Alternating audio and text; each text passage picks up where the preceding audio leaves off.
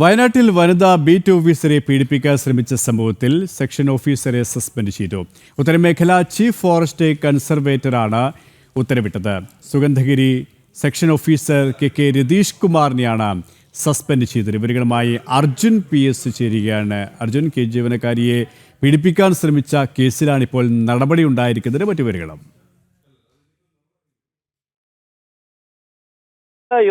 രണ്ടു ദിവസം മുമ്പാണ് ഇത്തരത്തിലുള്ള ഒരു സംഭവം ഉണ്ടായത്. അതായത് രാത്രി നൈറ്റ് ഡ്യൂട്ടി എടുക്കുന്നതിനിടെ ഈ ഓഫീസർ കടന്നു വരികയായിരുന്നു.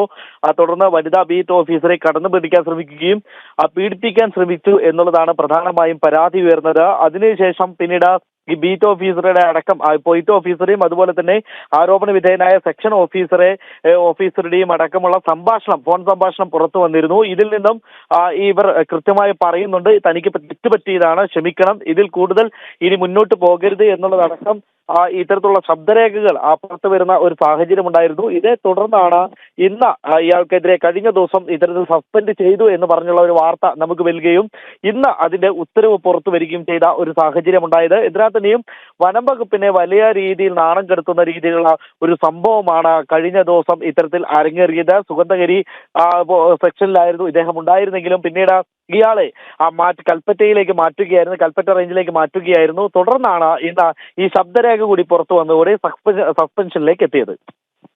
ശരി, വയനാട് നിന്നും അർജുൻ PS ആണ് വിശദാംശങ്ങൾ നൽകിയത്.